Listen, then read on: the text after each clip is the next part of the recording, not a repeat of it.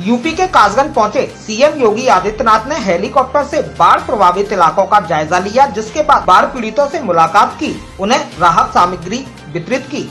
वहीं सीएम योगी ने बच्चों को दुलारा और उन्हें अपने हाथों से चॉकलेट भी खिलाई। जिसके बाद सीएम योगी ने अपने संबोधन में कहा कि सरकार बाढ़ पीड़ितों के साथ है, फसलों के नुकसान का मुआवजा दिया जाएगा। एक ही समय में प्रदेश के कुछ जनपदों को बाढ़ की त्रासदी का और कुछ जनपद सूखे से प्रभावित हैं। आज बाढ़ प्रभावित क्षेत्रों का दौरा करने के लिए मैं आया हूं। दूसरे चरण की बाढ़ की त्रासदी है। पहले चरण में यमुना नदी से सहारनपुर, मुजफ्फरनगर, शामली, बिजनौर, गाजियाबाद, बागपत ये जनपद प्रभावित हुए थे। दूसरे चरण में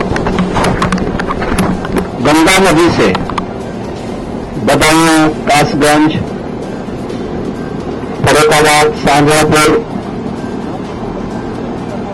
कन्नौज ये जनपद प्रभावित हुए हैं।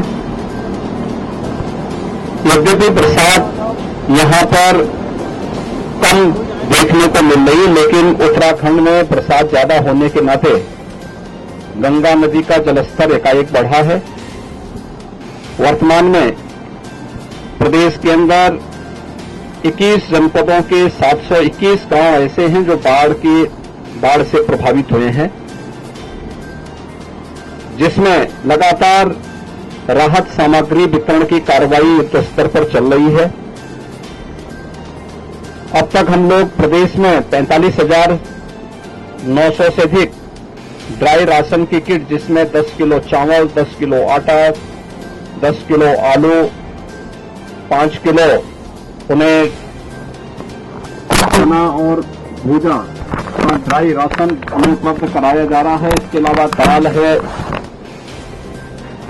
रिफाइंड तेल है, मसाले हैं, बरसाती है, ये सभी उपलब्ध करवाने के साथ साथ डिग्निटी किट भी उपलब्ध करवाने की कार्रवाई युद्ध स्तर पर की जा रही है। बाढ़ प्रभावित क्षेत्रों में जिस प्रकार से मनुष्यों को राहत के लिए ड्राई राशन उपलब्ध कराया जा रहा है, पशुओं के लिए भी चारे की व्यवस्था, जहां पे पूरा गांव घिर चुका हो, वहां पे कोई अन्य व्यवस्था न हो, वहां पे पशुओं के लिए भी राहत की, जिससे चारा की वितरण की व्यवस्था वहां पर उपलब्ध करवाने के निर्देश दिए गए हैं। इसके साथ ही स्वास्थ्य विभाग को और अन्य संबंधित विभागों को भी इसके लिए अलर्ट किया गया है। प्रदेश में 2000 से अधिक नौकाओं को राहत और बचाव कार्य के साथ साथ 15 टीमें एनडीआरएफ, एसडीआरएफ और पीएससी की फ्लड यूनिट की लगी हुई हैं, जो राहत और बचाव के कार्यों के साथ जुड़ी हुई हैं। प्रभारी मंत्री, जिले के माननीय सांसद, विधायकगण, इन सबके नेतृत्व में बचाव और राहत कार्यों को युद्ध स्तर पर आगे बढ़ाया जा रहा है। प्रशासन को पहले ही निर्देश दिए गए हैं कि जहां पर जिन लोगों की बाढ़ से प्रभावित परिवार हैं, जिनके मकान पूरी तरह क्षतिग्रस्त हो गए हैं, उन्हें प्रधानमंत्री आवास या मुख्यमंत्री आवास योजना में एक आवास उपलब्ध करवाया जाए।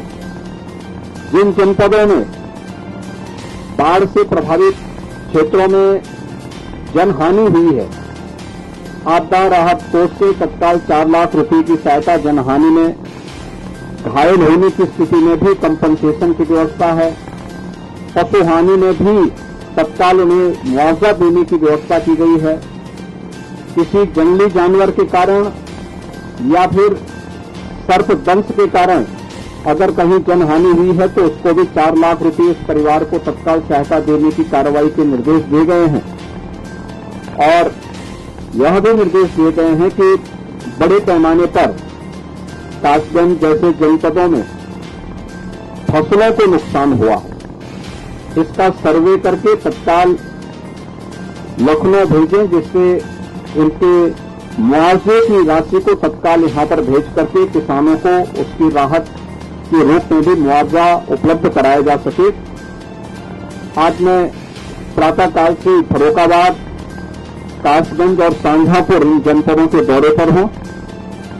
सभी बाढ़ प्रभावित जो परिवार हैं उनके प्रति डबल इंजन की सरकार की पूरी संवेदना है। प्रधानमंत्री जी ने भी उन सभी पीड़ित परिवारों का हालचाल जाना है, उनके प्रति अपनी संवेदना व्यक्त की है और उनको तत्काल जो भी राहत सामग्री हो सकती है उन सभी लोगों को, परिवारों को अनमन्य राहत सामग्री उपलब्ध कराने के लिए कहा है। और आज मैं स्वयं इसकी निगरानी करने के लिए आया हूं। मैं सभी पीड़ित परिवारों को इस बात के लिए आश्वस्त करता हूं कि सरकार आपदा के समय में आपके साथ खड़ी है। कासगंज में हम लोगों ने यहां पर बाढ़ बचाव के लिए पहले से कुछ उपाय भी किए थे। अभी मैंने सिंचाई विभाग के अधिकारियों को इस बात के निर्देश दिए हैं, पानी जैसे ही कम होता है नवंबर दिसंबर में, उस समय अभी से इसकी सर्वे करके सभी रिपोर्ट को तैयार करें और उस समय ब्रेसिंग की कार्रवाई करते हुए नदी को चैनलाइज करें, जिससे मानव बस्ती की तरफ आने से नदी को रोका जा सके और खेती को नुकसान करने से ही बचाया जा सके और आने वाले समय में इसके स्थायी समाधान का एक रास्ता भी निकाला जाना चाहिए।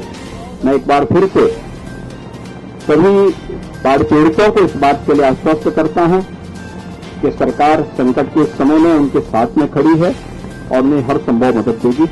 धन्यवाद।